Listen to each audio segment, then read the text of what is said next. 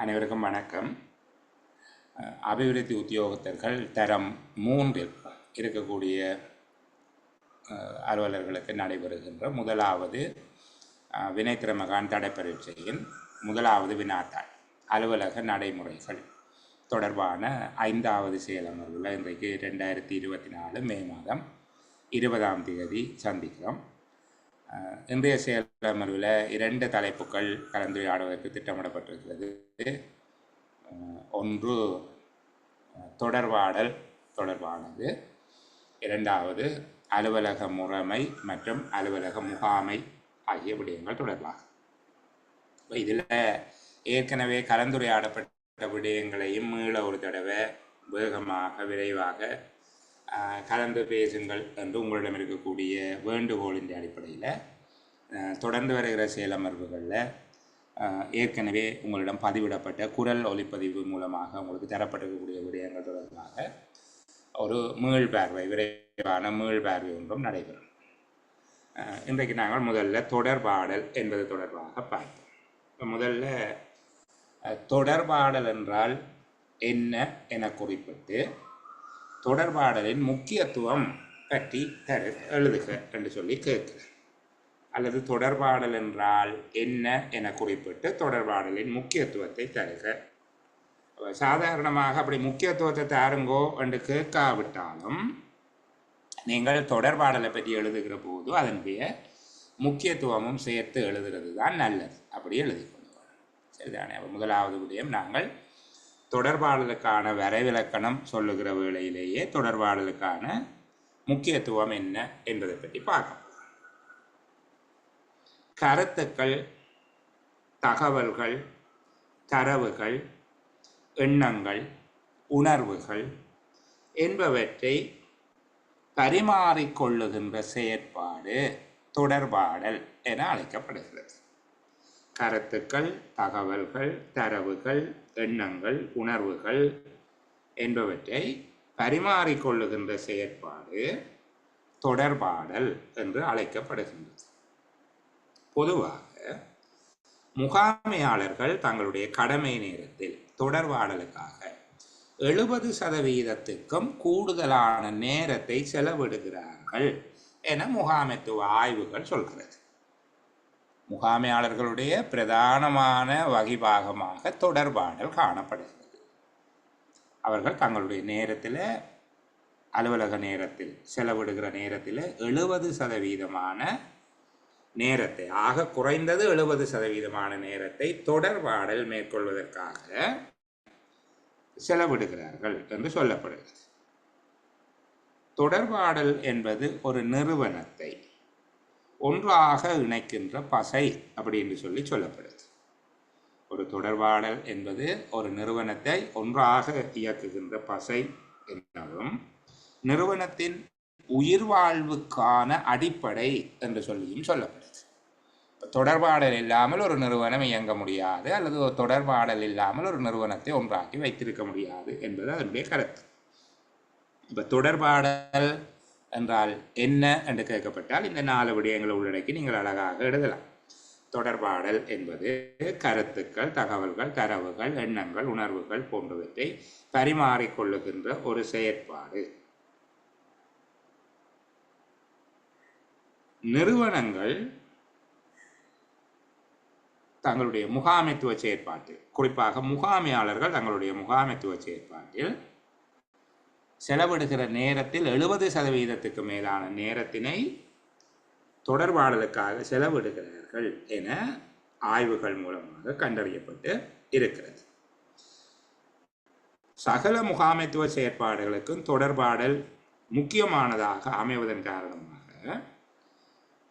தொடர்பாடல் ஒரு நிறுவனத்தை ஒன்றாக இணைக்கின்ற பசை எனவும் நிறுவனம் ஒன்று உயிர் வாழ்வதற்கான அடிப்படை என்றும் கருதப்படுகிறது.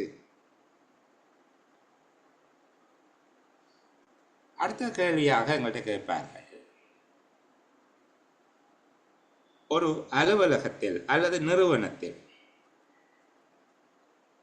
எவ்வாறான தேவைகளுக்காக தொடர்பாடல் மேற்கொள்ளப்படுகிறது? நிறுவனத்தில் தொடர்பாடல் மேற்கொள்ளப்படுவதற்கான காரணங்கள் எவை, அல்லது எவ்வகையான தேவைகளை நிறைவேற்றும் பொருட்டு நிறுவனம் ஒன்று தொடர்பாடலை மேற்கொள்கிறது. இப்போ இந்த நிறுவனம் தொடர்பாடலை மேற்கொள்ளுகிற போது 2 விதமான ஆக்களோட தொடர்பாடலை மேற்கொள்ளும். ஒன்று நிறுவனத்துக்கு உள்ள தொடர்பாடல் நடக்க போகுது, மற்றது நிறுவனத்துக்கு வெளியில் இருக்கிற ஆக்களோட தொடர்பாடல் மேற்கொள்ள போகுது. அப்போ நிறுவனம் ஒன்று எவ்வகையான தேவைகளுக்காக தொடர்பாடலை மேற்கொள்கிறது என்று கேட்கப்பட்டால், நாங்கள்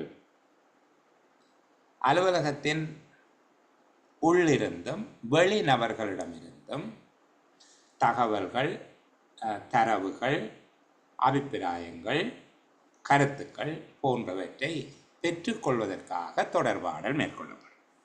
அலுவலகத்தின் பணியாளர்கள் அல்லது உள்ளக உறுப்பினர்கள், உள்ளக அங்கத்தவர்கள், உள்ளக வாடிக்கையாளர்கள் என்றவர்களை சொல்லலாம். அலுவலகத்தினுடைய உள்ளக வாடிக்கையாளரான பணியாளர்களிடமிருந்தும் வெளியக வாடிக்கையாளர்களிடமிருந்தும் தகவல்கள், தரவுகள், கருத்துக்கள், அபிப்பிராயங்கள் போன்றவற்றை பெற்றுக்கொள்வதற்காக தொடர்பாடல் மேற்கொள்ளப்படுகிறது.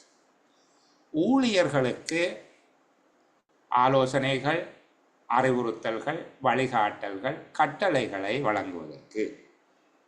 முதலாவது விஷயம் என்ன சொன்னாங்க? தலைப்பு எல்லாருக்கும் தெளிவு.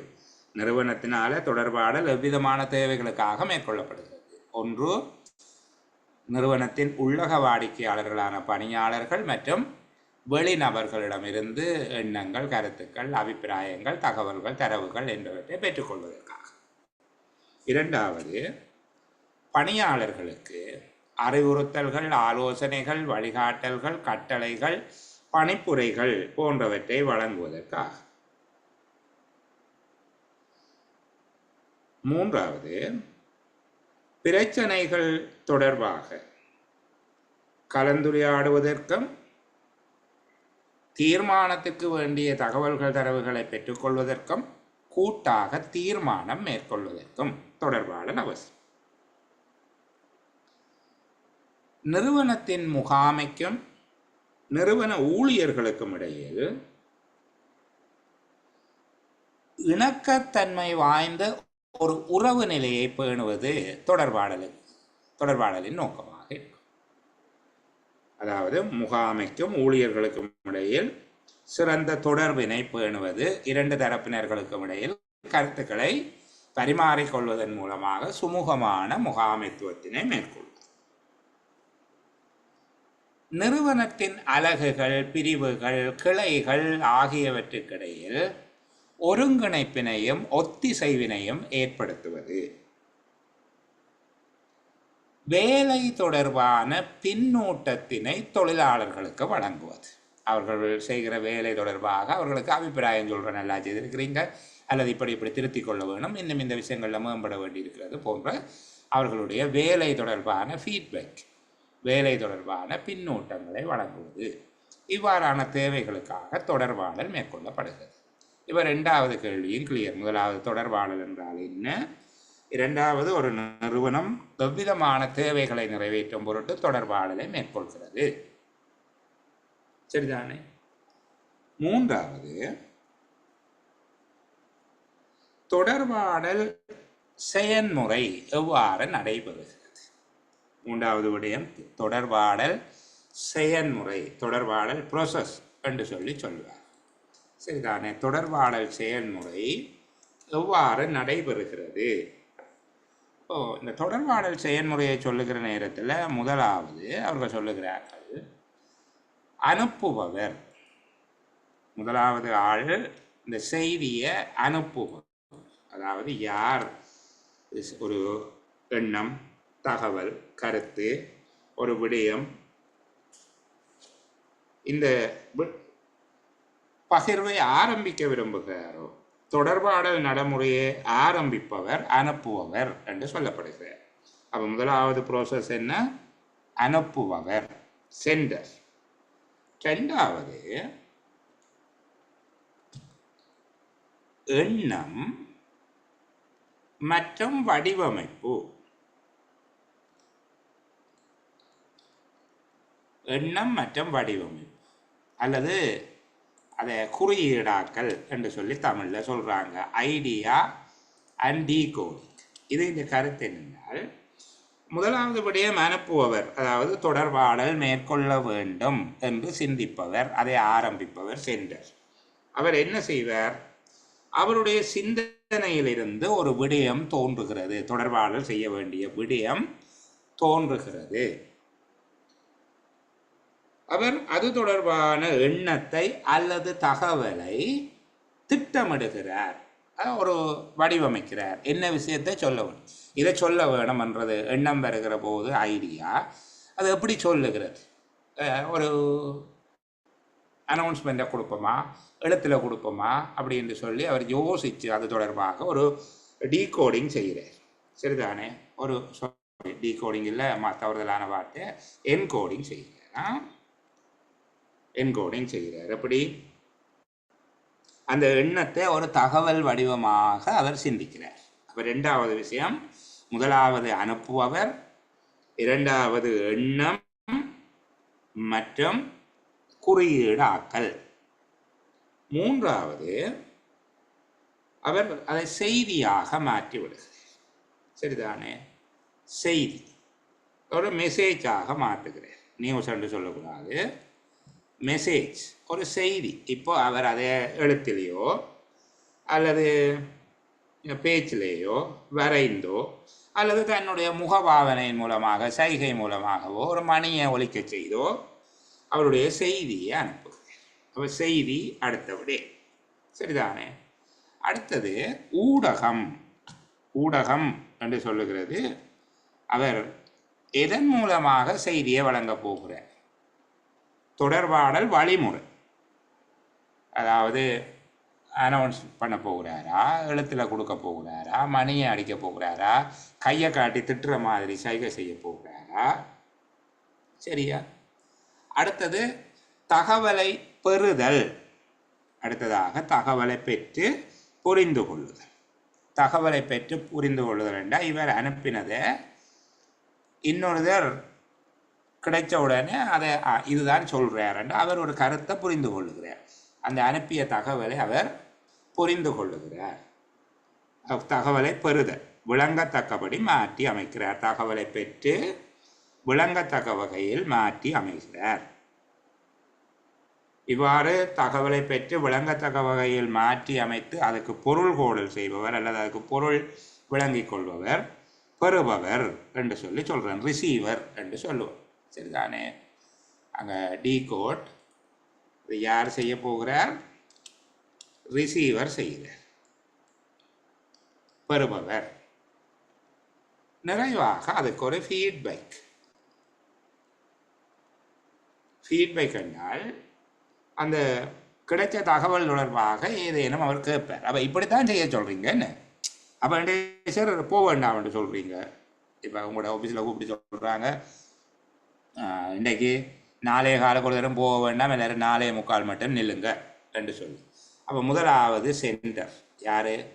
உங்களுடைய பிரதேச செயலரோ, அரசாங்க அதிபரோ, மேலதிக அரசாங்க அதிபரோ, உங்களுடைய நிறுவனத்தினுடைய தலைவர், அவர் தான் சென்டர். அதாவது இந்த தொடர்பாடலை ஆரம்பிக்க வேண்டும் என்று நினைப்பவர். சரிதானே? அவருடைய எண்ணம் என்ன? அவருடைய எண்ணம் இன்றைக்கு அலுவலகத்தில் ஏதோ ஒரு வேலையை நிறைவேற்ற வேண்டும், அதுக்கு ஆட்கள் தேவைப்படுகிறார்கள், ஆகவே அவர்களை மறைக்க வேணும் என்று அவர் நினைக்கிறார்.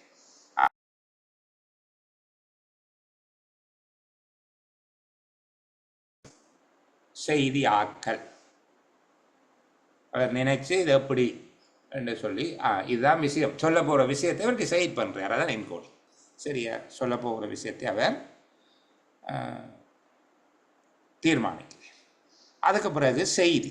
என்ன செய்தி? செய்தி விடயம் என்ன? இன்றைக்கு 4:45 முன்பாக அலுவலகத்தை விட்டு யாரும் வெளியே போக வேண்டாம், எல்லாரும் அலுவலகத்தில் தரிச்சிடுங்க என்று சொல்லி சொல்லப்படுது. இது செய்தி. இதுக்கு சேனல் என்ன? அவர் அனௌன்ஸ் பண்ணுறார். ஆஃபீஸில் இருக்கிற அந்த ஸ்பீக்கர் சிஸ்டத்தை பாவித்து அவருடைய உதவியாளர் மூலமாக அறிவித்தல் வழங்கப்படுது. அப்போ சேனல் ஒலிபெருக்கி வேலையமைப்பு, ஒலிபெருக்கி முறைமை. Decode and receiver. இப்போ நீங்கள் பெற்றுக்கொள்கிறீங்க என்ன சொன்னது என்று சொல்லி அந்த செய்தியை நீங்கள் பெற்று அப்போ வெள்ளட போக வேண்டாமாம் என்ன என்று சொல்லி நீங்கள் அதுக்கு பொருளோட சொல்கிறீங்க. அப்போ எங்களை வளமை போல போக வேண்டாமாம் என்ன இந்த பஸ்ஸுக்கு போக வேண்டாமாம் என்று சொல்லி டீகோடிங் ரிசீவர். இப்போ நீங்கள் பிறகு அங்கே போய் ஏவோ கேட்குறீங்க, அப்போ நாங்கள் போக வேண்டாம் என்ன கட்டாயம் நிற்கணுமோ என்று கேட்குறீங்க. அது அந்த தகவலை நீங்கள் விளங்கி கொண்டது சரியான்னு உறுதிப்படுத்துகிற ஒரு செயல்முறையாக இருக்கும். அது பின்னோட்டி ஃபீட்பேக்.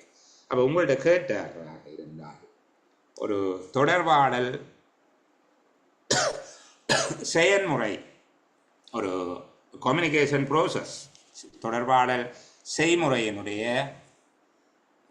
வடிவங்கள் எவை அல்லது நடைமுறைகள் எவை என்று கேட்கப்பட்டால் முதலாவது அனுப்புபவர். அனுப்புபவரை நீங்கள் எப்படி சொல்வீங்க? தொடர்பாடல் நடைமுறையில் அதனை ஆரம்பிப்பவர் அனுப்புபவர் எனப்படுகிறார். இரண்டாவது எண்ணம் மற்றும் செய்தியாக்கல். அனுப்புபவருடைய சிந்தனையில் தொடர்பாடலுக்கான விடயம் தோன்றுவதும் அதனை தகவல் எனும் வடிவத்துக்கு மாற்றி அமைப்பதையும் குறிப்பிடுகிறது. மூன்றாவது செய்தி, கதைத்தல், எழுதுதல், வரைதல், உடல் மொழி மூலமாக அல்லது சைகை மூலமாக ஒலி மூலமாக பரிமாற்றம் செய்தல். தொடர்பாடல் வழிமுறை அல்லது ஊடகம் சேனல். தொடர்பாடல் மேற்கொள்வதற்கான வழிமுறை அல்லது கருவியாக இதனை பயன்படுத்துவது என்பதை குறிப்பிடுகிறது. அடுத்த விடயம் டீகோட் அண்ட் ரிசீவர். பெறுதலும் செய்தியை புரிந்து கொள்ளுதல், செய்தியை விளங்கிக் கொள்ளுதலும். பெறப்படும் தகவல்களை விளங்கத்தக்க வகையில் மாற்றி அமைத்து அதனை பெற்றுக்கொள்ளுதல் டீகோட் அண்ட் ரிசீவர் என்று சொல்லப்படும். அதாவது பெறுதல் மற்றும் பெறுபவர். பின்னூட்டம், பரிமாறப்படும் தகவல்கள் சரியாக இருப்பதை உறுதிப்படுத்திக் கொள்வதற்காக மேற்கொள்ளப்படுகிற நடவடிக்கை. இந்த விடயத்தை நீங்கள் கேட்டால் எழுத கொஞ்சம் பார்க்க கஷ்டம் போல இருக்கும், பெரிய அளவுக்கு சிரமம் ஒன்றுமில்லை. திருப்பி இருக்கா கேளுங்க என்ன சொன்னாங்க. மூன்றாவது விடயம் ஒரு தொடர்பாடல் செயல்முறையின் படிமுறைகள் எவை என்று கேட்கப்பட்டால் அந்த விடயத்தை நீங்கள் சொன்னீங்கன்னா சரி. ஒருவரிடமிருந்து இன்னொருவருக்கு செய்தி சென்றடைகின்ற படிமுறைகள் எவை என்றும் கேட்கப்படலாம்.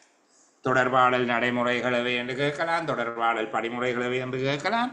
ஒருவரிடமிருந்து இன்னொருவருக்கு செய்தி சென்றடைகின்ற படிமுறைகள் எவை என்று கேட்கப்படலாம். எப்படி கேட்கப்பட்டாலும் இந்த படிமுறையை நீங்கள் சொல்லிக்கொண்டா போதுமானது. சரிதானே? அடுத்தது பிள்ளைகள், தொடர்பாடலுக்கான தடைகள் எவை அல்லது தொடர்பாடல் ஒன்று செயல்திறனற்றதாக இருப்பதற்கான காரணங்கள் எவை என்று கேட்கலாம். தொடர்பாடலுக்கான தடைகள் எவை அல்லது தொடர்பாடல் செயல்திறனற்றதாக இருப்பதற்கான காரணங்கள் எவை? ஒரு நிறுவனத்தின் தொடர்பாடல் கீழ்வரும் காரணங்களினால் செயல்திறனற்றதாக அமையலாம் அல்லது கீழ்வரும் காரணங்கள் சிறந்த தொடர்பாடலுக்கு தடையாக அமையலாம் என்பது போல நீங்கள் முன்னுக்கு முகவுரையை எழுதி போட்டு கீழே விடை எழுதுறது அழகாக இருக்கும்.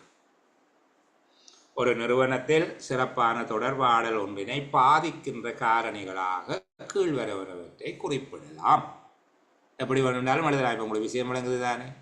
ஒரு நிறுவனத்தில் தொடர்பாடல் சரியாக நடக்கலையேண்டா, சிறப்பாக இல்லையேண்டா, அதுக்கு என்ன காரணங்கள் இருக்கலாம், அல்லது ஒரு சிறந்த தொடர்பாடலை மேற்கொள்வதற்கு என்னென்ன விஷயங்கள் தடையாக இருக்கலாம் என்று சொல்லி கேட்கப்பட்டால் நீங்கள் விடை எழுத போறீங்க. முதலாவது விடயம் சொல்றீங்க சத்தம் அல்லது இரைச்சல். நிறுவனங்களில் காணப்படுகிற சத்தம் அல்லது இரைச்சல், குறிப்பாக ஒலி மூலமாக வழங்கப்படுகின்ற தகவல்களை, பேச்சு மூலமாக ஒலி மூலமாக வழங்கப்படுகின்ற தகவல்களை அலுவலகங்களில் காணப்படுகின்ற இரைச்சல் அல்லது சத்தம் செயற்திறனற்றதாக மாற்றிவிடும். இப்போ முதலாவது விடயம் என்ன சொல்றீங்க? சத்தம் அல்லது இரைச்சல், நொய்ஸ் என்று சொல்றது ஆங்கிலத்தில், NOISE, நொய்ஸ். இப்போ முதலாவது விடயம் நிறுவனங்களில் காணப்படுகிற இரைச்சல், சத்தம். சரி. இரண்டாவது வேறுபட்ட புலனுணர்வு. வேறுபட்ட புலனுணர்வு என்றால் ஒருவர் சொல்லுகிற செய்தியை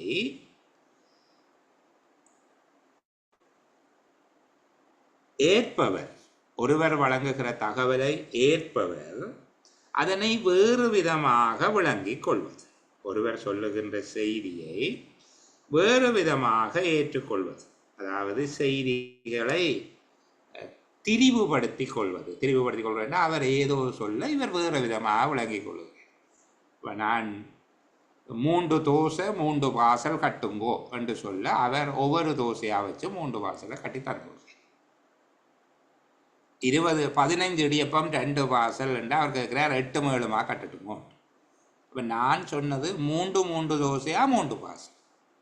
அவர் 3 தோசை 3 வாசல் என்ற உடனே அவர் நினைச்சார் ஒரு தோசை ஒரு வாசல் என்று சொல்லி. சரி, அப்போ நான் சொல்லுகிறபடி அதாவது பெர்செப்ஷனில் வேறுபாடு இருக்குது. நான் என்னமோ நினைச்சு சொல்லுகிறேன், அவர் வேறு விதமாக விளங்கிக் கொள்கிறார். ரெண்டாவது வேறுபட்ட புலனுணர்வு. ஒருவர் ஒரு தகவலை வழங்கும் போது அதனை பெறுபவர் அதனை வேறு விதமாக விளங்கிக் கொள்வது. பெறும் தகவலை புரிந்து கொள்ளாமை அல்லது செய்திகளை திரிவுபடுத்தி புரிந்து கொள்வது. இது இரண்டாவது குறைபாடு. மூன்றாவது மொழி வேறுபாடு. ஒருவர் பேசுகின்ற மொழி இன்னொருவர் வேறு விதமான பொருள் கொள்வதாக, ஒரே மொழியை பேசுபவர்களாக இருக்கலாம், அவர்களுடைய சமூக, பொருளாதார, அரசியல், பண்பாடு சார்ந்த வேறுபாடுகள் காரணமாக பேசுகின்ற மொழி வேறு விதமாக புரிந்து கொள்ளப்படுகிறது. நான் கிழக்கு மாகாணத்தில் இருக்கிற போது ஒரு பையன் கொண்டு வந்து ஒரு தொலைபேசி கடையில் நான் ஏதோ வாங்க போயிருந்தேன். அப்போது ஒரு பையன் கொண்டு வந்து ஒரு தொலைபேசியை கொடுத்துட்டு இதை கொஞ்சம் நேராக்கி தாருங்கோ என்று சொன்னான். இதை கொஞ்சம் நிமித்தி தாருங்கோ, நேராக்கி தாருங்கோ என்று சொல்லி. யாழ்ப்பாணத்தில் நேராக்குறது நிமித்துறதுங்கிறதுக்கு வேறு பொருள். திருத்துறது என்பது யாழ்ப்பாணத்தை பேச்சு வழக்கு. அப்போ இந்த பிரதேச ரீதியான வேறுபாடு, மொழி வேறுபாடு, சொற்கள் ஒருவருக்கு வேறுபட்ட அர்த்தத்தை தரலாம். சரி, இதுக்கும் தொடர்பாடலுக்கு தடையாக இருக்கும். அதை நாங்கள் எப்படி எழுதுகிறோம்? சமூகம், பொருளாதாரம், அரசியல், பண்பாடு சார்ந்த இடைவெளிகள் அல்லது பிரதேச ரீதியான மொழி வேறுபாடுகள் காரணமாகவும் தொடர்பாடலுக்கான தடைகள் ஏற்படலாம். நான்காவது குறைவான செவிமடுத்தல் திறன். ஒரு தகவலை முழுமையாக கருத்தூன்றி கவனிக்காமை காரணமாக அந்த தகவலை முழுமையாக விளங்கிக் கொள்ளாமை, அவசரமாக விளங்கிக் கொள்ளல் அல்லது தானே ஒரு கருத்தினை இதுவாகத்தான் இருக்கும் என ஊகித்துக் கொள்ளுதல் போன்றவை காரணமாக இந்த பிழை ஏற்படும். நாலாவது என்ன சொன்னாங்கள்? குறைவான செவிமடுக்கும் திறன் அல்லது செவிமடுக்கும் ஆற்றல் குறைபாடு. ஒரு விஷயத்தை முழுசாக கேட்க மாட்டாங்க, அதுக்கிடையில் அவசரப்பட்டு இதான்னு சொல்லி அவங்க நினைச்சிடுவாங்க. ஐந்தாவது தகவல் சுமை. தகவல் சுமை ஒரு நேரத்தில் ஒருவர் கிரகிக்கக்கூடிய செய்தியிலும் பார்க்க அதிகமான செய்திகளை, தகவல்களை வழங்குவது. தேவையற்ற தகவல்கள், தேவைக்கு அதிகமான தகவல்களை வழங்குவது தகவல் சுமை என்று நாங்கள் சொல்லுவோம். சரிதானே? இன்ஃபர்மேஷன் ஓவர்லோட் என்று சொல்றது தகவலின் சுமை. தேவையற்ற அல்லது தேவைக்கு அதிகமான தகவல்களை வழங்குவது, ஒருவர் கிரகிக்கக்கூடிய இயலளவிலும் பார்க்க கூடுதலான அளவு தகவல்களை வழங்குவது தொடர்பாடலில் சுமையை ஏற்படுத்தும் அல்லது தொடர்பாடலில் ஒரு திறனற்ற தன்மையை, செயற்திறனற்ற நிலைமையை தோற்றுவிக்கும். இப்போது இருக்கக்கூடிய தொடர்பாடல், இப்போ நானும் நீங்களும் கதைச்சு கொண்டிருக்கிறோம், இதை நாங்கள் ஆறாவதாக சொல்லலாம். தொலைத்தொடர்பு வலையமைப்பில் ஏற்படுகின்ற குறைபாடுகள். நீங்கள் சரியாக சிக்னல் வரையில்லைன்னா நான் பேசுகிறது உங்களுக்கு கேட்கும், என்ன சொல்கிறாருன்னு தெரியாது. சரிதானே? அப்போ சரியான வலையமைப்பு இப்போது நாங்கள் அதை சொல்லலாம். தொலைத்தொடர்பு வலையமைப்பில் காணப்படுகின்ற மட்டுப்பாடுகள், தடைகள்.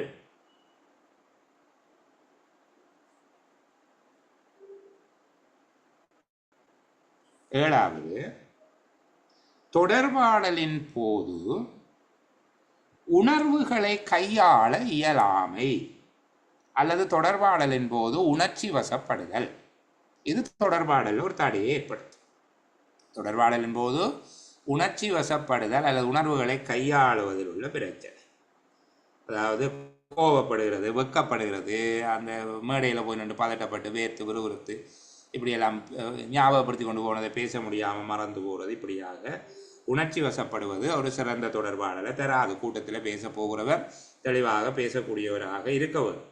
அடுத்தது, இந்த பேச்சு மூலமான தொடர்பாடலுக்கும் சைகை மூலமான தொடர்பாடலுக்கும் இடையில இருக்கக்கூடிய ஒரு வேறுபாடு. இப்போ உங்களுக்கு ஒரு ஆள் இப்படி காட்டுங்க, இப்படி உருட்டி காட்டுங்க, அல்லது இந்த மாதிரி ஒரு பொருளை வச்சுக்கொண்டு உலகம் மிக பரந்தது என்று பேசுது. இப்படி உருட்டி காட்டுறாரு, உலகம் மிக பெரியது என்று. அப்போ உலகம் பெரியதுன்னா இப்படி காட்டும், பெரியசு என்று காட்டினா சரி. அந்த அவற்றை தொடர்பாடல் இப்படி மாப்பிளை உருட்டுற மாதிரி உருட்டி காட்டிக்கொண்டு உலகம் மிக பெரியது என்று பேசினார் என்றால் அந்த தொடர்பாடலுக்கு ஒரு திறனற்ற தன்மை வந்து. ஏன்?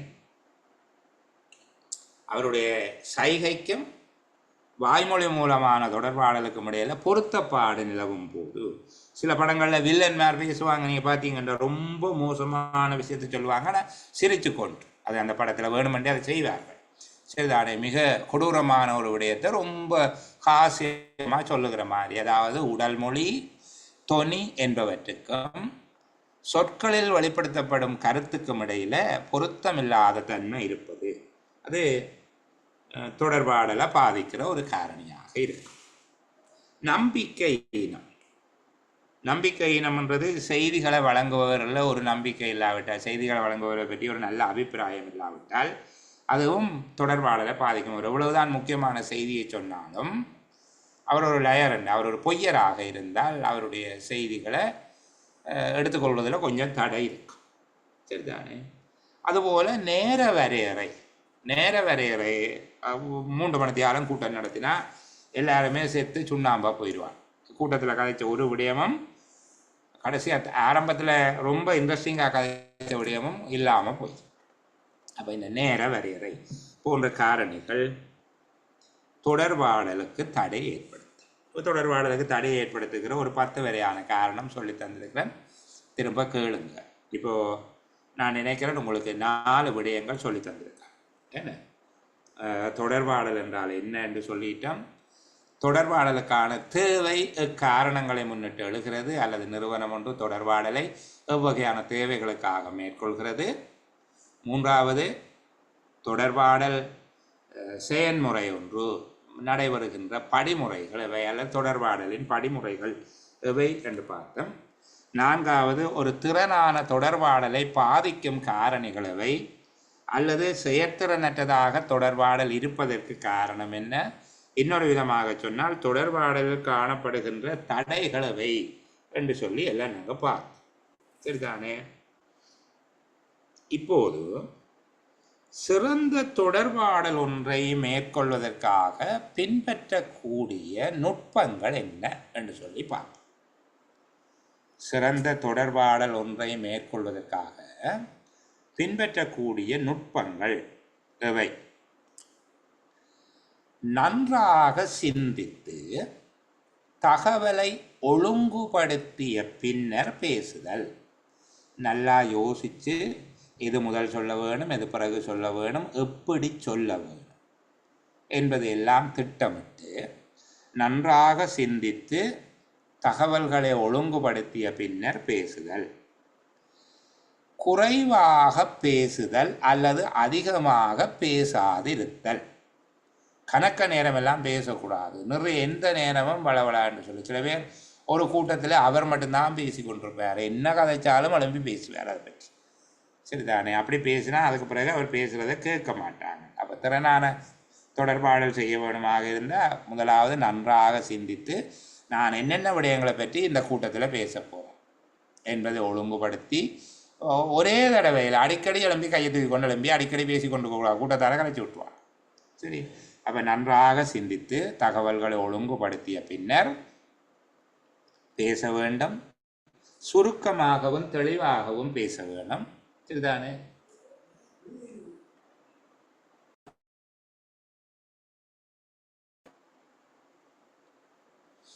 சிறந்த தொடர்பாடலுக்கான வழிமுறைகள் என்று பார்க்குற போது அடுத்த விஷயமா நாங்கள் பார்க்கலாம். தொழில்நுட்ப ரீதியான விடயங்களில் கூடுதலாக கவனம் செலுத்த வேண்டும். தொழில்நுட்ப ரீதியான விடயங்களில் கூடுதலாக கவனம் செலுத்துவதுண்டா, இப்போ நீங்கள் மீட்டிங்கில் ஒரு ப்ரெசன்டேஷன் செய்ய போகிறீங்கன்னா முதலே அந்த பவர் பாயிண்ட் ப்ரெசன்டேஷனை லேப்டாப்பில் போட்டு பார்த்து அதை வேலை செய்தால் ஃபோன் எல்லாம் சரியாக இருக்குதா, காட்சிப்படுத்தக்கூடியதாக இருக்குதா, அதுக்குரிய ப்ரொஜெக்டர் வேலை செய்தால் ஸ்க்ரீன் சரியாக ஆவணப்பட்டிருக்கா, நீங்கள் ஏதேனும் ஒலி வீடியோக்கள் பகிர போகிறீங்க, ஆடியோக்கள் பகிர போகிறீங்கன்னா அது எல்லாம் ப்ளே ஆகுதா, அதுலேருந்து சவுண்டு வருகுதா ரெண்டு எல்லாம் பார்த்துட்டு தான் தொடர்பாடலை ஆரம்பிக்க வேணும். சில ஆக்கள் அதில் வந்திருந்து கொண்டு பென்ட்ரைவில் கொண்டு வந்து நான் ப்ரெசன்டேஷன் வேலை செய்ய இல்லை, ப்ரொஜெக்டர் வேலை செய்யலை, மேக் வேலை செய்யலைன்றெல்லாம் சொல்கிறது. இப்படி செய்யக்கூடாது. இப்போ சிறந்த தொடர்பாடலுக்கு மூன்றாவது வழிமுறையாக என்ன சொன்னாங்க? தொழில்நுட்ப ரீதியான விடயங்களில் கூடிய கவனம் செலுத்தி அதற்குரிய முன்னாயத்தங்களை மேற்கொள்ள வேண்டும். நான்காவது, தொடர்பாடலுக்குரிய சூழலை ஏற்படுத்தி கொள்ளுதல். தொடர்பாடலுக்குரிய சூழல் என்றால் அதிக வெப்பமாக இருக்கக்கூடாது, அதிக குளிராக இருக்கக்கூடாது, இரைச்சல் மிகுந்த இடமாக இருக்கக்கூடாது, கதிர வசதி மேச வசதி எல்லாம் சரியாக இருக்க வேணும். எல்லாருக்கும் பேசுறதுக்குரிய மெக் கொடுக்க வேணும். அவர்கள் பேசுகிற போது ஒலிவாங்கில பேசக்கூடியதாக இருக்க வேணும். அப்போ தொடர்பாடலுக்குரிய சூழலை ஏற்படுத்தி கொள்ளுதல். முக்கியமான விடயங்களுக்கு மாத்திரம் முதன்மை கொடுத்து அந்த விடயங்களை கலந்துரையாட வேண்டும், அதனை மனதில் பதித்து கொள்ள வேண்டும். தேவையில்லாத விஷயங்கள் எல்லாத்தையும் பேச்சுவார்த்தைக்காக எடுக்கக்கூடாது. இப்போ சிறந்த தொடர்பாடல் ஒன்றை மேற்கொள்வதற்கான வழிமுறைகளாக இதுவரைக்கும் நான் 5 சொல்லிட்டேன். இன்னும் கொஞ்சம் சொல்லுகிறேன், அவருக்கு ரீகால் பண்ணிக்கொண்டு அங்கே அடுத்த விஷயத்தில் போகிறேன். சரிதானே? நன்றாக சிந்தித்து தகவல்களை ஒழுங்குபடுத்தி மிக முக்கியமான விடயங்களை பேசுதல். இரண்டாவது, அதிகமாக கதைக்காமல் இருத்தல் அல்லது குறைவாகவும் தெளிவாகவும் கதைத்தல். மூன்றாவது, தொழில்நுட்ப ரீதியான விடயங்களில் கூடிய கவனமும் முன்னாயத்தமும் ஏற்படுத்தி கொள்ள வேண்டும். நான்காவது, தொடர்பாடலுக்குரிய சூழலை ஏற்படுத்த வேண்டும். ஐந்தாவது, முக்கியத்துவம் வாய்ந்த விடயங்கள் தொடர்பாக மட்டும் கலந்துரையாடல் செய்ய வேண்டும். ஆறாவது, செய்தியினை வழங்குபவர் அதனை நிறைவு செய்யும் வரையில் அதனை உன்னிப்பாக அவதானிக்க செவிமடுக்க வேண்டும். செய்தியை அவர் பேச தொடங்கும் போதே செய்தியை ஊகிப்பதை தவிர்த்து கொள்ள வேண்டும். அவர் இதைத்தான் சொல்ல போறார் என்று ஊகிக்கூடாது. அவர் சொல்லுகிற வரைக்கும் அந்த செய்தியை அவர் முழுமையாக வெளிப்படுத்தும் வரைக்கும் அது தொடர்பாக திறனான செவிமடுத்தலை மேற்கொள்ள வேண்டும். அவருடைய கருத்தை கூறி முடிக்கும் வரை பொறுமையாக கேட்க வேண்டும். தகவல்களை வழங்கிய பின்னர் அதனை தொகுத்து பிரதானமான அம்சங்களை மீளவும் கூற வேண்டும். அதாவது பொழிப்புரை வழங்க வேண்டும். சொன்ன விஷயங்களை திருப்பி ஒருக்கா சமரைஸ் பண்ணி சொல்லுகிறது நல்லதாக இருக்கும்.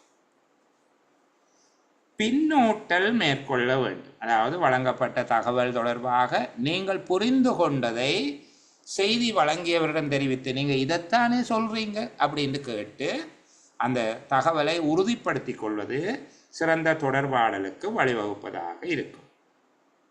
சிக்கலான அல்லது வேறுபட்ட கருத்துக்களை தரக்கூடிய சொற்களை தவிர்த்து தெளிவான வார்த்தை பிரயோகம் இருக்கிறது நல்லது.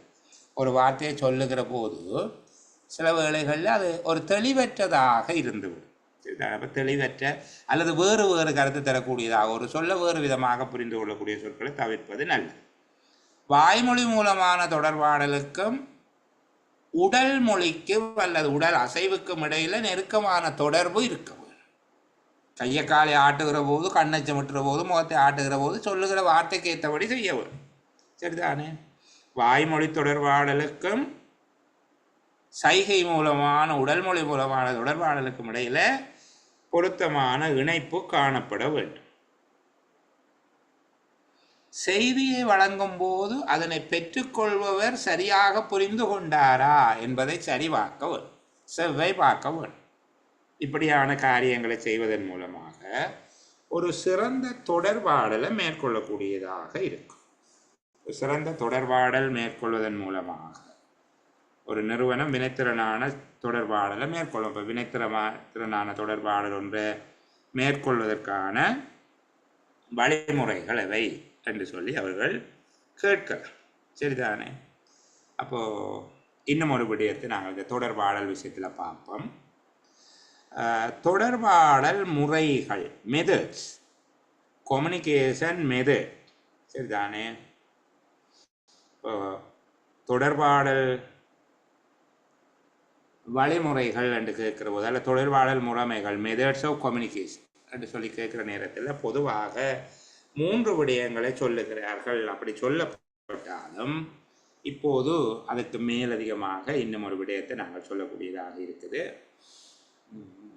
முதலாவது பேச்சு மூலமான தொடர்பாடல் அல்லது வாய்மொழி மூலமான தொடர்பாடல். பேச்சு மூலமான தொடர்பாடல் அல்லது வாய்மொழி மூலமான தொடர்பாடல். இங்கே ஒரு விடயம் ஞாபகம் வச்சுக்கொள்ளுங்க, எப்போதுமே தனிச்சு ஒரு தொடர்பாடல் இருக்க இயலாது. சரிதானே? பேச்சு மூலமான தொடர்பாடல் ஒன்றை நிகழ்த்தும் போது அங்கே சைகை மூலமான தொடர்பாடலும் நிகழ்ந்து விடும். அதில் ஒரு பகுதியாக சைகை மூலமாகவும் அவர் கையை காட்டுவார், தலையாட்டுவார், அப்படியெல்லாம் செய்வார். அப்போது அதில் பேச்சு மூலமான வாய்மொழி மூலமான தொடர்பாடல் என்று சொல்லி ஒன்று இருக்கு. 2வது எழுத்து மூலமான தொடர்பாடல். பேச்சு மூலமான தொடர்பாடல், எழுத்து மூலமான தொடர்பாடல். இது கடிதங்கள், சுற்றறிக்கைகள், புத்தகங்கள், இது எல்லாம் எழுத்து மூலமான தொடர்பாடலாக இருக்கும். வாய்மொழி மூலமான தொடர்பாடல் என்பது கூட்டங்களில் உரை நிகழ்த்துவது, கலந்துரையாடல்கள் போன்றவை, அல்லது ஒலிபெருக்கி மூலமாக அறிவித்தல்களை வழங்குவது. இதை நாங்கள் பேச்சு மூலமான தொடர்பாடல். அடுத்து எழுத்து மூலமான தொடர்பாடல், ரிட்டன் கம்யூனிகேஷன். சரிதானே? 3வது சைகை மூலமான தொடர்பாடல். ஒன்றும் பேசுகிறது எல்லாம் இல்லை, இந்த ஃப்ளையிங் கிஸ் கொடுக்கறது, செருப்பை தொட்டு காட்டுறது, இப்படியான நடவடிக்கை. இப்போ ஒரு ஆள் தெருவால் போகிற ஒரு பொம்பளை பிள்ளைக்கு, சின்ன பிள்ளை இல்லை, ஒரு வயது வந்த பொம்பளை பிள்ளைக்கு ஒரு ஃப்ளையிங் கிஸ் கொடுக்குற மாதிரி ஒரு செய்கை செய்கிறார். எதுவும் அவர் பேசல, வாய்மொழி மூலமாக இந்த பேச்சும் இல்லை. அந்த பொம்பளை பிள்ளை காலில் இருக்கிற செருப்பை தொட்டு காட்டி போது போகுது. இப்போ 2 பேருடைய கருத்துக்களும் எண்ணங்களும் பரிமாறப்பட்டது. சரி, ஏதாவது வார்த்தைகள் இருந்ததோ? எதுவும் இல்லை. அப்போ இது சைகை மூலமான தொடர்பாடல். பேச்சு மூலமானது, எழுத்து மூலமானது, சைகை மூலமானது. தற்போது காட்சி சார்ந்த தொடர்பாடல்களாகவும் இருக்கு. காட்சி சார்ந்த தொடர்பாடல் என்பது அதில் ஒலி மூலமான, எழுத்து மூலமான, சைகை மூலமான எல்லாம் சேர்ந்து வரும். இப்போ ஒரு திரைப்படத்தை பார்த்தீங்கன்னா அங்கே ஒலி வரும், சைகை வரும், என்ன அப்படி. இந்த சைகை மூலமான தொடர்பாடலுக்குள்ள மணி ஒலிக்கிறது. பள்ளிக்கூடம் முடிஞ்சுது, 2 மணி அடிக்கிறது. ஒரு பாடம் முடிஞ்சு அடுத்த பாடம் தொடங்குற போது மணி ஒலி எழுப்புறது, இப்படியெல்லாம் வரும். நாங்கள் சாதாரணமாக தொடர்பாடல் முறைகள் என்பதை 4 விதமாக பிரித்து பார்த்துக்கொள்வோம். ஒன்று பேச்சு மூலமான தொடர்பாடல், 2வது எழுத்து மூலமான தொடர்பாடல், 3வது சைகை மூலமான தொடர்பாடல். அதுக்குள்ள ஒலி எழுப்புதலும் சைகைக்குள்ள வரும். சரிதானே? இப்போது காட்சி சார்ந்த தொடர்பாடல், இலத்திரனியல் தொடர்பாடல் அல்லது காட்சி சார்ந்த தொடர்பாடல் என்கிற ஒரு புதிய முறையையும் நாங்கள் பார்த்துக்கொள்ளலாம். சரி, மற்றது இதில் தொடர்பாடலில் முக்கியமாக அலுவலகங்களில் கையாளப்படுகிற தொடர்பாடல்களில் முக்கியமானவை கூட்டங்கள், கடிதங்கள். 2 விடயங்கள். நான் கூட்டங்கள் தொடர்பாக ஏற்கனவே உங்களோட பேசிட்டேன். சரிதானே? கூட்டங்கள் என்பது ஒரு திறனான கூட்டம் எவ்வாறு நடைபெற வேண்டும், கூட்டம் தொடர்பில் மேற்கொள்ள வேண்டிய நடவடிக்கைகளை 3 படிமுறைகளாக சொல்லி தந்திருக்கிறேன். கூட்டம் ஆரம்பிப்பதற்கு முன்பாக மேற்கொள்ள வேண்டியவை, கூட்டம் நடைபெறும் போது, கூட்டம் நடந்து முடிந்த பின்பாக, கூட்டங்கள் செயல்திறனற்றவையாக இருப்பதற்கான காரணங்கள் எவை என்று சொல்லி பார்த்திருக்கிறோம். எவ்வாறான நோக்கங்களில் கூட்டங்கள் செயல்திறனற்றவையாக இருந்திருக்கிறது என்பதை பற்றியெல்லாம் நாங்கள் பேசியிருக்கிறோம். ஆகவே இந்த விடயங்களை கருத்தில் கொண்டு ஓரளவுக்கு நாங்கள் இந்த தொடர்பாடல் என்பதை இந்த அளவோடு நிறைவு செய்து கொள்ளலாம். இதுக்குள்ளே வரக்கூடிய முக்கியமான கேள்விகள் விடயங்களை பற்றி நாங்கள் பார்த்துட்டோம். சரிதானே? அடுத்தது அலுவலக முறைமை மற்றும் அலுவலக முகாமை என்று சொல்லப்பட்டாலும் நான் இன்றைக்கு உங்களோட அலுவலக முறைமை தொடர்பாக பேசுவோம். சரிதானே? அதற்கு முன்பாக இதுவரைக்கும் கலந்து பேசிய விடயங்கள் தொடர்பில் நீங்கள் எதுவும் கேட்க வேண்டியிருந்தால் ஒரு சின்ன சந்தேகம். சரி பிள்ளைகள், நாங்கள் தொடர்ந்து பேசுவோம். அலுவலக முறைமை என்றால் என்ன? அலுவலக முறைமை, அலுவலக நடைமுறை அப்படின்னு சொல்லுவாங்க. சரிதானே? அலுவலக முறைமை என்றால் என்ன? அலுவலகம் ஒன்றில் பல்வேறு விதமான கடமைகளும் பணிகளும் மேற்கொள்ளப்படுகிறது. அலுவலகம் ஒன்றில் பல்வேறு விதமான கடமைகளும் பணிகளும் மேற்கொள்ளப்படுகிறது. பல்வேறு மட்டங்களிலும் உள்ள பதவி அணியினர் கடமையாற்றுகிறார்கள். அலுவலகங்களில் பல்வேறு மட்டங்களிலும் உள்ள பதவி அணியினர் அல்லது ஆளணியினர் கடமையாற்றுகிறார்கள். அலுவலகம் ஒன்று ஒவ்வொரு கடமையும் எவ்வாறு நிறைவேற்றப்பட வேண்டும், அலுவலகத்தில் நிறைவேற்றப்பட வேண்டிய ஒவ்வொரு பணிகளும் அல்லது ஒவ்வொரு வேலைகளும் எவ்வாறு நிறைவேற்றப்பட வேண்டும், எந்த விதமான ஆவணங்கள், பதிவேடுகள், படிவங்கள் பயன்படுத்தப்பட வேண்டும், யார் யாருக்கு எவ்விதமான அதிகாரங்களும் பொறுப்புகளும் கடமைகளும் கையளிக்கப்பட வேண்டும், கட்டளைகளும் உத்தரவுகளும் எவ்வாறு பாய்ச்சப்பட வேண்டும், யார் யாருக்கு எவ்வகையில் கட்டளையிட வேண்டும், கீழமை உத்தியோகத்தர்கள் அல்லது கட்டுப்பாட்டில் உள்ள உத்தியோகத்தர்கள், மேற்பார்வை அலுவலரின் கீழமைந்த உத்தியோகத்தர்கள் ஒவ்வொருவரும் எந்தெந்த கடமைகளை மேற்கொள்ள வேண்டும். அண்டர் கண்ட்ரோல் ஆஃபீஸர் என்று சொல்கிறோம். ஒவ்வொரு முகாமையாளருக்கும் கீழ்ப்பணியாற்றுகின்ற உத்தியோகத்தர்கள் எவ்விதமான கடமைகளை மேற்கொள்ள வேண்டும் போன்ற விடயங்களை வரையறை செய்து கூறுவது அல்லது வரையறை செய்கின்ற செயற்பாடு அலுவலக முறைமை என்று அழைக்கப்படுகிறது. இப்போ அலுவலக முறைமை என்றால் என்னென்று விளங்கிட்டா, ஒரு அலுவலகம் பல்வேறு விதமான பணிகள் சேவைகளை மேற்கொள்ளுகிறது. அங்கு பல்வேறு தரத்திலான ஆளணியினர் பணிபுரிகிறார்கள்.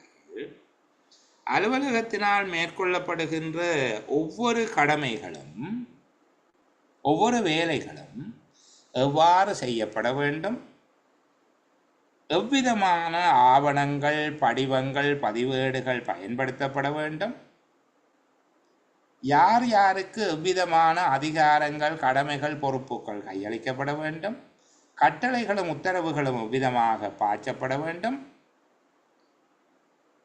கீழமைந்த உத்தியோகத்தர்கள், கீழமை உத்தியோகத்தர்கள் என்கிறது ஒவ்வொரு அலுவலருக்கும் கீழ்ப்பணியாற்றுகிற உத்தியோகத்தர்கள் அல்லது உபநிலை உத்தியோகத்தர்கள் என்று சொல்லுவோமே. உபநிலை உத்தியோகத்தர்கள் ஒவ்வொருவரும் எவ்விதமான கடமைகளை நிறைவேற்ற வேண்டும் போன்ற பல்வேறு விடயங்களை உள்ளடக்கியதாக அலுவலக முறைமை காணப்படுகிறது. சரிதானே? அப்போ அலுவலக முறைமை ஏண்டா இப்போ உங்களுக்கு விளங்கிட்டு தானே, அலுவலகத்தில் யார் யாருக்கு என்னென்ன அதிகாரம், யார் யாருக்கு என்னென்ன பொறுப்பு, எந்த வேலையை எப்படி செய்யணும், எந்த வேலைக்கு எந்த ஃபார்ம் பாவிக்கணும், எந்த வவுச்சர் பாவிக்கணும், யார் அதுக்கு யார்கிட்ட அனுமதி எடுக்க வேணும், ஒரு வேலைக்கு இந்த வேலையை செய்கிறதாக இருந்தால் யார்கிட்ட அனுமதி எடுக்க வேணும். சரிதானே? ஒவ்வொருவரும் என்னென்ன விதமான கடமைகள், பொறுப்புகள், அதிகாரங்களை கொண்டிருக்கிறார்கள் போன்ற விடயங்கள் எல்லாவற்றையும் உள்ளடக்கியதாக காணப்படுவதை நாங்கள் அலுவலக முறைமை என்று சொல்லலாம். சரி, அப்போ அலுவலக முறைமை ஏன் முக்கியத்துவம் பெறுகிறது? அலுவலக முறைமை முக்கியத்துவம் பெறுவதற்கான காரணங்கள் என்ன? அல்லது அலுவலக முறைமை ஒன்றினால பெறப்படத்தக்க நன்மைகள் எவை? அலுவலக முறைமையினுடைய வகைகள் எவை? ஒரு சிறந்த அலுவலக முறைமையை எவ்வாறு ஏற்படுத்தலாம் என்கிற இந்த கோணங்களில் ஒரு 4 விதமாக நாங்கள் இப்போ அணுகுவோமே. சரிதானே? ஒரு அலுவலக முறைமை ஏன் முக்கியத்துவம் பெறுகிறது?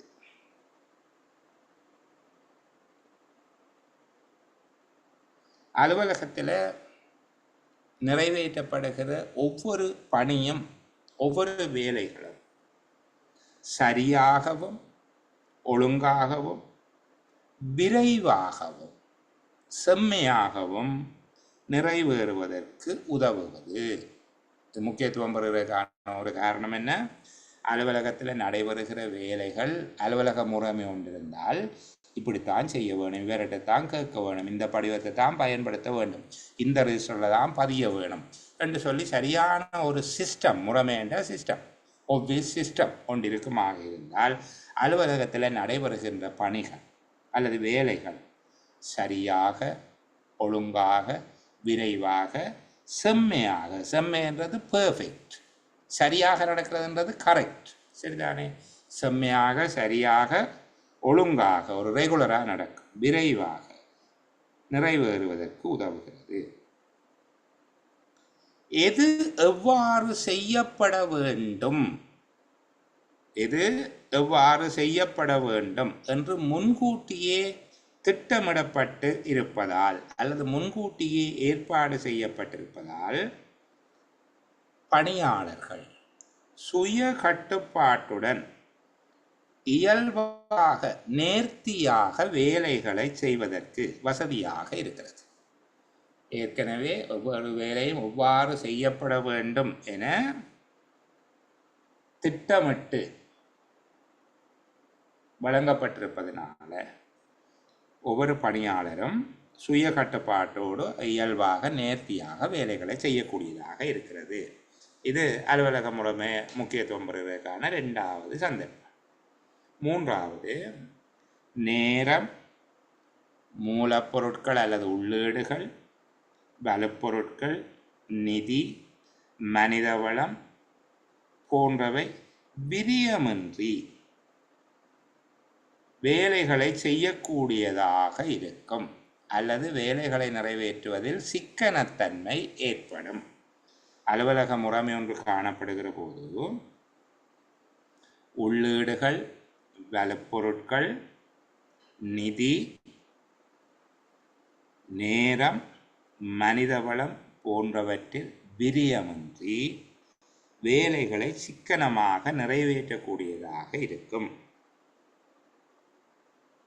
4வது, நிறுவனத்தின் பல்வேறு அலகுகள், பிரிவுகள், பகுதிகளுக்கிடையில் தொடர்புகளை ஏற்படுத்தக்கூடியதாக முறைமை காணப்படுவதனால் யார் யார் என்னென்ன வேலை செய்யணும், யாரோட கதைக்கணும், யாரோட கேட்கணும், இது முடிய யார்கிட்ட கொடுக்க வேணும் என்றெல்லாம் சொல்லப்பட்டிருக்கும் தானே. அப்போ அந்த நிறுவனத்தின் பல்வேறு அலகுகள், பிரிவுகள், கிளைகளுக்கிடையில் தொடர்புகளை ஏற்படுத்தக்கூடியதாக இருப்பதனால் இலகுவான வேலை ஓட்டம் ஏற்படுதல். இலகுவான வேலை ஓட்டம் ஒரு ஃப்ளோவாக வேலை நடந்து கொண்டு இருக்கும். புதிதாக ஆட்சேர்ப்பு செய்யப்படுகின்ற உத்தியோகத்தர்கள், ஊழியர்கள், அதாவது பணியாளர்களை இலகுவாக பயிற்றுவிக்கக்கூடியதாக இருக்கும். ஒரு முறைமை ஏற்கனவே இருந்தால் அதை பார்த்து அப்படியே அவர்கள் செய்வார்கள். இதுக்கு இதைத்தான் பயன்படுத்த வேணும், இப்படித்தான் செய்ய வேணும், இவரைத்தான் கேட்க வேணும் என்று சொல்லி ஒரு முறைமை வகுக்கப்பட்டிருந்தால் அந்த முறைமையை கற்பதன் மூலமாக அவர்கள் இலகுவாக வேலையை கற்றுக்கொள்வார்கள். ஆகவே புதிதாக ஆட்சேர்ப்பு செய்யப்படுகின்ற உத்தியோகத்தர்கள், ஊழியர்கள் ஆகியோரை இலகுவாக பயிற்சி அளிக்கக்கூடியதாக இருக்கும். சரியா? அப்போ அலுவலக முறைமை என்றால் என்ன, ஒரு அலுவலக முறைமை முக்கியத்துவம் பெறுவதற்கான காரணங்கள் என்ன என்று சொல்லி நாங்கள் பார்த்துட்டோம். ஒரு அலுவலக முறைமை முக்கியத்துவம் பெறுவதற்கான காரணங்கள் என்னவாக இருக்கும். ஒரு அலுவலக முறைமையை ஒழுங்கமைப்பதற்கு அலுவலக முறைமை ஒன்றை ஏற்படுத்துறதுக்கு நீங்கள் என்ன நடவடிக்கைகள் செய்ய வேணும். ஒரு அலுவலக முறைமைன்றது ஒபியஸ் சிஸ்டம், எங்களோட ஒபியஸ் இப்படித்தான் இயங்க வேணும் என்று நீங்கள் ஒரு சிஸ்டத்தை உண்டாக்க போறீங்களாக இருந்தால் அந்த சிஸ்டம் உருவாகுவதற்கு முன்பாக, ஆக்கப்படுவதற்கு முன்பாக நீங்கள் என்ன செய்ய போறீங்கள்? சரிதானே? அலுவலகத்தில் இடம்பெறுகின்ற எல்லா விதமான வேலைகளையும் நிரல்படுத்தி அவற்றை நன்கு கற்று ஆராய்தல் வேண்டும். முதல்ல அலுவலகத்தில் என்ன என்ன வேலை எல்லாம் நடக்குது என்று பார்த்து ஒவ்வொரு வேலை தொடர்பாகவும் நீங்கள் லேர்ன் பண்ண வேணும். ஸ்டடி பண்ணுறீங்க, லேர்ன் பண்ணணும். ஆய்வு செய்வதல்ல, துருவி துருவி ஆராய வேணும், லேர்ன் பண்ண வேணும். நிறுவனத்தில் இடம்பெறுகின்ற எல்லா விதமான வேலைகளையும் நிரல்படுத்தி, லிஸ்ட் பண்ணணும், முதல் நிரல்படுத்தி அதனை ஆராய்ந்து அறிதல் வேண்டும். இப்படி பார்க்குற நேரத்தில் சில வேளையில் அலுவலகத்தில் தேவையில்லாத வேலைகள் கணக்க நடக்கிறது தெரியும். சரிதானே? விதானையார் ஒரு கரெக்டர் கொடுத்து விடுகிறார் என்றால் அதில் பிரதேச செயலர் சைன் பண்ணுறதுக்கு முன்னுக்கு அதே ஒரு ரிஜிஸ்டரில் பதிஞ்சு வந்தவற்ற விவரங்கள் எல்லாம் பதிஞ்சு அதுக்கு பிறகுதான் கையெழுத்து வைக்கிற ஒரு முறைமை இருக்கும். உண்மையாக இது தேவையில்லாத ஆணி. ஏன்? யாருக்கு கரெக்டர் கொடுத்ததுன்றது விதானையாற்ற கரெக்டர் கொப்பியில் இருக்கும். அவர் ஒரிஜினலை கொடுத்து விடுவார், அங்கே ஒரு கொப்பி இருக்கும். அப்போ அது எல்லாம் கொப்பியில் பதிஞ்சு வச்சிருக்க தேவையில்லை. சரி, அப்போ ரெண்டாவது விடயமாக தேவையற்ற வேலைகளை கண்டறிதல். சரிதானே? அலுவலகத்தில் இடம்பெறுகிற எல்லா வேலைகளையும் நிரல்படுத்தி அவை தொடர்பாக ஆராய்ந்து அறிதல் அல்லது கற்றறிதல். ரெண்டாவது தேவையற்ற வேலைகளை கண்டறிதல். மூன்றாவது முக்கியமான வேலைகளை இனங்காணல். முக்கியமான வேலைகள் எவை என்பதை இனங்காண்றீங்க, மூன்றாவது வேலை. நாலாவது வேலை கற்கை மற்றும் வேலை ஆய்வினை மேற்கொள்ளுதல். வேலை கற்கை மற்றும் வேலை ஆய்வு என்று சொல்றது எளிமையாக சொல்லுகிறேன். இந்த வேலையை செய்கிறதுக்கு எவ்வளவு நேரம் வேணும், என்ன விதமான அறிவு, தகமை, அனுபவம் வேணும், என்ன விதமான உபகரணம் வேணும், இதெல்லாம் பார்க்க வேணும். இந்த வேலையை செய்கிறதாக இருந்தால் அவருக்கு என்ன அறிவு வேணும். சரிதானே? என்ன விதமான அறிவு வேணும், என்ன வகையிலான அவர் என்ன பட்டத்தை முடிச்சிருக்க வேணும் அல்லது என்ன பாடம் படிச்சிருக்க வேணும். சரி, இந்த வேலையை செய்கிறதுக்கு ஒருவருக்கு எவ்வளவு நேரம் எடுக்கும், அவருக்கு என்னென்ன விதமான உபகரணங்கள், கருவிகள், வளங்கள் தேவையாக இருக்கும் போன்றவற்றை கண்டறிகிறது தான் வேலை கற்கை, வேலை ஆய்வு. அதுக்கு மேலே நீங்கள் போக வேண்டாம். சரிதானே? வேலை கற்கை, வேலை ஆய்வு என்பவற்றை மேற்கொள்ள பொருத்தமான முறைமைகளை வடிவமைத்தல். இப்போ டிசைன் பண்ணுறீங்க, ஒரு ஒரு ப்ராப்பர் சிஸ்டம் ஒன்றை நீங்கள் டிசைன் பண்ணுறீங்க. சரிதானே? ஒவ்வொரு செயற்பாட்டுக்கும் தேவையான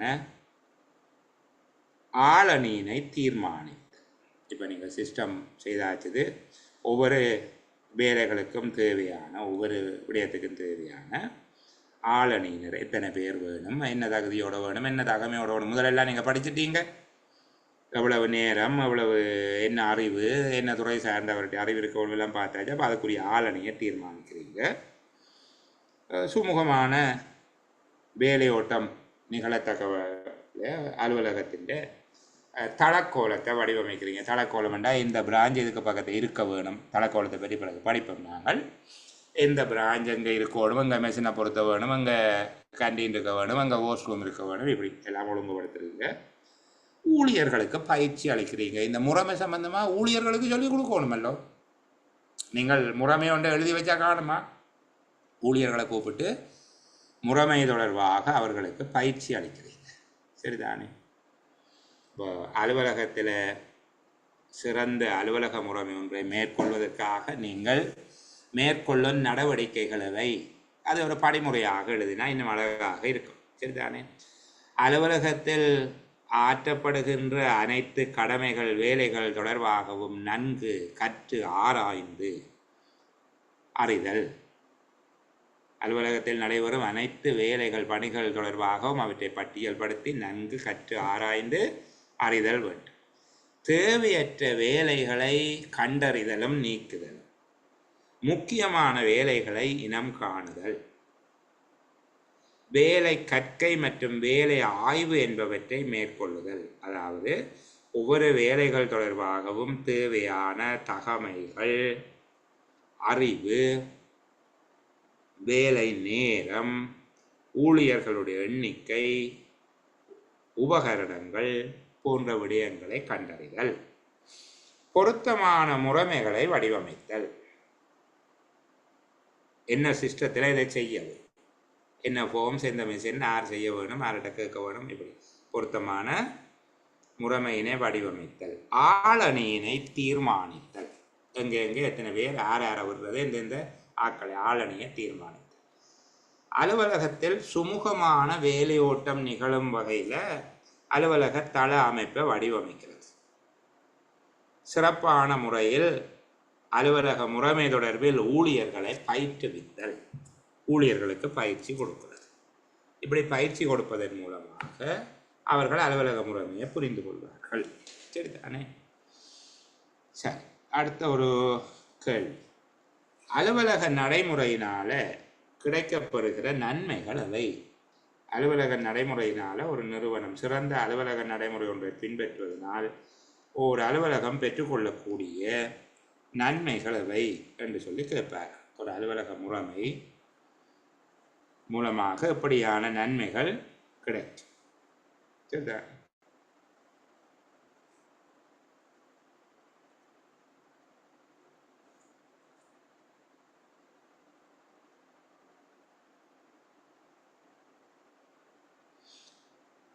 அலுவலகம் ஒன்று தனக்குரிய கடிதங்கள், ஆவணங்கள், பதிவேடுகள் போன்றவற்றை இலகுவாக அடையாளம் காணக்கூடியதாக இருக்கும். எந்த படிவம் அங்கே இருக்கும், எந்த விடயம் அங்கே வைக்கப்பட்டிருக்கும், எந்த விடயம் யார் செய்வார்கள், யாருக்கு இதை கொடுக்க வேணும், யார்கிட்ட வாங்க வேணும் என்று சொல்லி எல்லாம் இருக்கும். சரிதானே? கடிதங்கள், ஆவணங்கள் என்பவற்றை இலகுவாக அடையாளம் காணக்கூடியதாக இருக்கும். நடவடிக்கை முடிவடையாத ஆவணங்களை வெவ்வேறாக பேணக்கூடியதாக இருக்கும். ஏன் ஒரு முறைமை என்றால் என்ன சொல்லுவாங்க, இது முடிஞ்சதுண்டா இஞ்சி அடக்கி வையுங்கோ, முடியாத இஞ்சி வச்சிருங்கோ, நடவடிக்கை எடுக்க வேண்டியதை மேசையில் வச்சிருங்கோ, நீங்கள் மேற்கொள்ள வேண்டிய வேலைகளை கோலப் டைரியில் எழுதுங்கோ என்றெல்லாம் சொல்லி தருவாங்க. அப்போ நடவடிக்கை முடிவடைந்த மற்றும் முடிவடையாத ஆவணங்களை வெவ்வேறாக பேணக்கூடியதாக இருக்கும். கடமைகள் தொடர்பான சட்டங்கள், ஒழுங்கு விதிகள், பிரமாணங்கள், நடைமுறை விதிகள் போன்றவற்றின் அடிப்படையில் வேலை செய்வதனால ஏற்கனவே எல்லாம் வகுக்கப்பட்டிருக்கும் தானே. இது சட்டங்கள், பிரமாணங்கள், விதிகள், நடைமுறைகள் என்பவை வகுக்கப்பட்டிருப்பதனால வேலைகள் ஒழுங்காக நடைபெறும். தாமதமற்ற வேலையோட்டம் காணப்படும். சிக்கனமாக இருக்கும். தேவையற்ற செலவினங்கள், தேவையற்ற நேர விரயம், மனித சக்தி வீணடிக்கப்படுதல் போன்றவை ஏற்படாது. பாரபட்சமற்ற முறையில் எல்லோரும் ஒரே விதமாக சேவையாற்றக்கூடியதாக இருக்கும். ஏன் எல்லாரும் அதில் சொன்னப்பட்டபடி வேலை செய்கிறதாலே ஆளுக்கால் வேலை மாறாது. பாரபட்சமற்ற முறையில் வேலையாற்றக்கூடியதாக இருக்கும். இயந்திரங்கள், உபகரணங்கள், கருவிகள் போன்றவை உத்தமமாக பயன்படுத்தப்படும் என்றது சிறந்த முறையில் அவருக்கு சேதம் போன்றவை ஏற்படாமல் சிறப்பாக பயன்படுத்தக்கூடியதாக இருக்கும். மேற்பார்வையின் தேவை குறைவாக இருக்கும். சிறந்த முறைமை ஒன்று இருக்கிறதால முறைமையின்படி ஓடி திரிகிற ஏற்கனவே அதெல்லாம் சொல்லியாச்சு எப்படி செய்யணும். சாதாரணமாக பார்த்தா சரி, தொடர்ச்சியான மேற்பார்வை அல்ல அதிக அளவிலான மேற்பார்வை அவசியமற்றதாக இருக்கும். வேண்டாத வேலைகள், இரட்டிப்பு வேலைகள் என்பவற்றை தவிர்க்கக்கூடியதாக இருக்கும். குறைந்த அளவு ஆளணியுடன் அதிக அளவு வேலைகளை நிறைவேற்றக்கூடியதாக இருக்கும். இந்த அலுவலக முறைமை தொடர்பாக ஏற்படக்கூடிய நன்மைகளை என்று கேட்டால் அதையும் சொல்லவும். கடந்த காலத்தில் கேட்கப்பட்ட ஒரு முக்கியமான கேள்வி, அதை நான் மறந்து போயிட்டு ஞாபகம் வந்தது, அதை சொல்லுகிறேன். அலுவலக முறைமையினை எவ்வாறு வகைப்படுத்தலாம், இந்த சிஸ்டத்தை என்ன என்ன ஆங்கிளில் பார்க்கலாம் என்பது தான் இருக்கின்ற கேள்வியா. அதில் அலுவலக முறைமை எவ்வாறு வகைப்படுத்தப்படுகிறது என்று சொல்லி பார்க்க. சரிதானே? அலுவலக முறைமையின் வகைகள் ஒரு ஒவ்வொரு சிஸ்டத்தில் என்னென்ன முறைமைகள் இருக்குது என்று சொல்லி அவங்க கேட்குறாங்க. முதலாவது சேம முறைமை. சேம முறை என்றது சேமிக்கிறது, சேவி என்ற கருத்து. சேம முறைமை, சேமிப்பு என்று சொல்லி ஒரு வார்த்தை இருக்குத்தானே, அதுதான் சேமம். சரிதானே? சேம முறைமை. சேம முறைமை என்றா என்ன? அலுவலகத்தில் ஆவணங்கள், பதிவேடுகள், படிவங்கள் போன்றவைகளை இலகுவாக இனங்காணக்கூடியதாகவும் எளிதாக கையாளக்கூடியதாகவும் வைத்து பேணுகிற வேலையைத்தான் சேம முறைமை என்று சொல்லுகிறேன். வைத்து பேணுவது சேம முறைமை. இந்த அலுவலக முறைமைக்கு ஒரு ஆங்கிளில் அதை எப்படி சொல்லுகிறோம் நாங்கள்? சேம முறைமை. அலுவலகத்தில் பயன்படுத்தப்படுகின்ற ஆவணங்கள், பதிவேடுகள், படிவங்கள், கோவைகள் போன்றவற்றை இலகுவாக இனம் காணக்கூடிய வகையிலும் எளிதாக கையாளத்தக்கதாகவும் வைத்து பேணுவது சேம முறைமை. ரெண்டாவது இயக்க முறைமை. முதலாவது எப்படி வச்சிருக்கணும்ன்றது சேம முறைமை. ரெண்டாவது எப்படி செய்யணும்ன்றது இயக்க முறைமை. அதாவது கோவைகள், ஆவணங்கள், பதிவேடுகள் போன்றவை பல்வேறுபட்ட அதிகாரிகள், உத்தியோகத்தர்களால் கையாளப்படுது தானே. யார் இதில் கையெழுத்து வைக்கணும், யார் சர்டிஃபிகேஷன் செய்யணும், யார் ஆதரைசேஷன் செய்யணும், யார் லீவு விண்ணப்பத்துக்கு சைன் பண்ணணும், யார் லீவு ரிஜிஸ்டரில் கையெழுத்து வைக்கணும், இப்படியான ஏற்பாடுகள் இருக்கும் தானே. அதாவது அது ஃபங்க்ஷன் எப்படி நடக்கும், அதுதான் இயக்க முறைமை. கோவைகள், ஆவணங்கள் பல்வேறுபட்டவர்களால், பல்வேறுபட்ட அதிகாரிகள், உத்தியோகத்தர்களால் கையாளப்படுவதை காட்டுவது, கையாளப்படுவது இயக்க முறைமை. சரி, முதலாவது சேம முறைமை என்ற விளங்கிடுது உங்களுக்கு. ஆவணங்கள், பதிவேடுகள், படிவங்கள் போன்றவை எவ்வாறு இலகுவாக இனங்காணக்கூடியதாக எளிதாக அடையாளம் கண்டு கையாளக்கூடியதாக வைத்திருப்பது சேம முறைமை. இயக்க முறைமை என்பது கோவைகள், ஆவணங்கள், பதிவேடுகள் போன்றவை பல்வேறுபட்ட உத்தியோகத்தர்களாலேயும் உயர்நிலை அலுவலர்களாலும் கையாளப்படுவதை இயக்க முறைமை. மூன்றாவது செயல்முறைமை. இந்த செயல்முறைமை என்பதுதான் எப்படி செயல்பட வேணும் என்று ஒரு சிஸ்டம் இருக்குமே, அது செயல்முறைமை. அதாவது ஒவ்வொரு பணியும், ஒவ்வொரு விடயமும், அலுவலகத்தில் கையாளப்படுகிற ஒவ்வொரு விடயமும் எவ்வாறான சட்டங்கள், பிரமாணங்கள், விதிகள், நடைமுறைகள் போன்றவற்றை உள்ளடக்கியதாக கையாளப்படுகிறதோ அதை சொல்றது தான் செயல்முறைமை. அதாவது அலுவலகத்தில் மேற்கொள்ளப்படும் ஒவ்வொரு விடயமும் கையாளப்படுகின்ற விதம், அவற்றை கையாள்வதற்காக ஏற்பாடு செய்யப்பட்டிருக்கக்கூடிய சட்டங்கள், பிரமாணங்கள், விதிகள், நடைமுறை விதிகள் போன்றவற்றை செயல்முறைமை. நான்காவது முடிவுறு முறைமை. முடிவுற்ற வேலைகள் தொடர்பான ஆவணங்கள், கோவைகள் மூடி கட்டி பதிவேட்டறையில் வைத்திருப்பது அல்லது அவற்றை அழித்து விடுவது முடிவுறு முறைமை எனப்படும். இப்போ அலுவலக முறைமையில் 4 விதமான அணுகுமுறையை நாங்கள் பார்க்கிறோம். அலுவலக முறைமையின் வகைகள் என்று கேட்டால் நீங்கள் இந்த 4 வகையையும் சொல்லவும். அலுவலக முறைமையின் வகைகள் எப்படி இருக்குது? சேம முறைமை, ஆவணங்கள், படிவங்கள், பதிவேடுகள் போன்றவை இலகுவாக இனங்காணத்தக்க வகையிலும் எளிதாக கையாளக்கூடியவாறும் வைத்து பேணுவது சேம முறைமை எனப்படுகிறது. இயக்க முறைமை, கோவைகள், பதிவேடுகள், ஆவணங்கள் பல்வேறுபட்ட அலுவலர்கள் அதிகாரிகளால் கையாளப்படுவதை இயக்க முறைமை குறிப்பிடுகிறது. மூன்றாவது செயல்முறைமை, ஒவ்வொரு கருமமும் நிறைவேற்றப்படும் விதம், அவற்றை கையாள்வதற்காக ஏற்பாடு செய்யப்பட்டுள்ள சட்டங்கள், பிரமாணங்கள், விதிகள், நடைமுறை விதிகள் போன்றவை செயல்முறைமை என்று அழைக்கப்படும். முடிவுறு முறைமை, முடிவடைந்த வேலைகள் தொடர்பான ஆவணங்களை மூடி கட்டி வைப்பது அல்லது அவற்றை அழித்து விடுவது முடிவுறு முறைமை என்று அழைக்கப்படுகிறது. சரிதான்.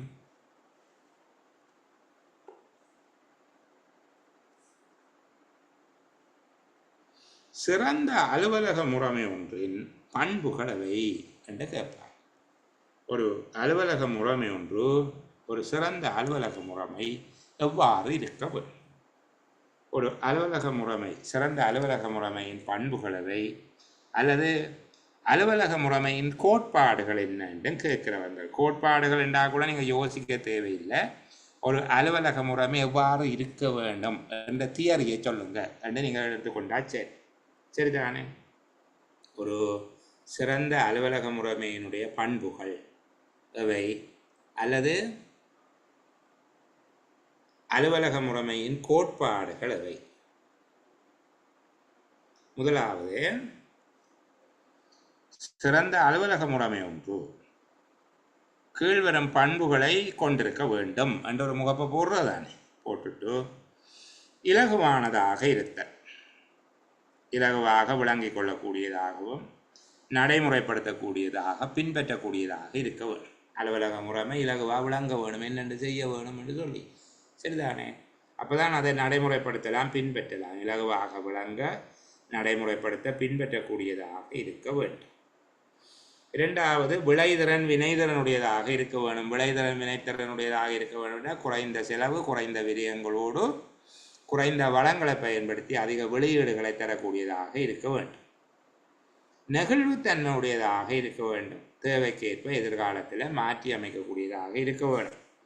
நெகிழ்வுத்தன்மையுடையதாக இருக்க வேண்டும். தாமதங்கள், தடைகள் இல்லாத செயற்பாட்டுக்கு வழிவகுக்க வேண்டும். இரட்டை வேலைகளை குறைக்க வேண்டும். அதுபோல அலுவலர்களுடைய தேவையற்ற அசைவுகளையும் குறைக்க வேண்டும். இது அடுத்ததாக சேர்த்தெழுதல். தாமதங்கள், தடைகள் இல்லாத செயற்பாடு, இரட்டை வேலை தவிர்க்கப்படுதல், அலுவலர்களின் தேவையற்ற அசைவுகள் அல்லது தேவையற்ற நடமாட்டங்களை தடுக்கக்கூடியதாக இருக்க வேண்டும். சரிதானே? உபகரணங்களின் தேவையற்ற பயன்பாடுகள் குறைக்கப்படுவதோடு தேவையற்ற தடுப்பு நடவடிக்கைகளும் தடுக்கப்பட வேண்டும். அதாவது தேவையற்ற சரிபார்த்தல்கள், தேவையற்ற பரிசீலனைகளை தடுக்கக்கூடியதாக இருக்க வேண்டும். அலுவலக முறைமை ஒன்று கொண்டிருக்க வேண்டிய சிறந்த பண்புகள் என்று கேட்கப்பட்டால் நீங்கள் இந்த விடயங்களை உள்ளடக்கியதாக இலகுவாக விளங்கக்கூடியதாக இருக்க வேணும், அல்ல எளிதில் புரிந்து கொள்ளக்கூடியதாக இருக்க வேணும். அத்தோடு இலகுவாக நடைமுறைப்படுத்துவது இருக்க வேணும். விளைதிறன் வினைத்திறன் உள்ளதாக இருக்க வேண்டும். அதாவது குறைந்த விரயங்கள், குறைந்த நேரம், குறைந்த உள்ளீடு ஆளணியோடு அதிக விளைவுகளை பெறக்கூடியதாக இருக்க வேண்டும். தடைகள், தாமதங்கள் தவிர்க்கப்பட்டு, இரட்டை வேலைகள் தவிர்க்கப்பட்டு அலுவலர்களுடைய தேவையற்ற பணிகளை குறைப்பதாக இருக்க வேண்டும். தேவையற்ற பரிசீலனைகள், தடுப்புகளை தவிர்க்கக்கூடியதாக இருக்க வேண்டும். சரிதானே? அப்போது ஒரு அலுவலக முறைமை தொடர்பில் கேட்கக்கூடிய முக்கியமான விடயங்களை பற்றியெல்லாம் நாங்கள் பேசிட்டோம். நான் அடுத்த செயலமர்வு கொஞ்சம் ஆரம்பத்தில் இருந்து அலுவலகம் என்றால் என்ன, அலுவலகம் தொடர்பான அறிஞர்களுடைய வரவிலக்கணங்கள் என்ன, அலுவலகத்தினுடைய முதன்மையான செயற்பாடு என்ன, துணை செயற்பாடு என்ன, அலுவலகத்தில் இருக்கக்கூடிய கோவைப்படுத்தல், கோவைகளினுடைய வகை, இந்த மாதிரியாக ஏற்கனவே பகிரப்பட்ட விடயங்கள் தொடர்பாகவும் அதே போல் பகுதி 2ல் இருக்கக்கூடிய கட்டுரை வினாக்கள் தொடர்பாகவும் கொஞ்சம் விரைவுபடுத்தி பேசுவோம். சரிதானே? இன்றைக்கு இந்த அளவோடு சேலமர்வை நிறைவு செய்து கொள்வோம். இது தொடர்பில் நீங்கள் ஏதாவது கேட்க இருந்தால் உங்களுக்காக காத்திருக்கிறேன். இந்த அளவோட ஒளிப்பதிவு நிறுத்தப்படும்.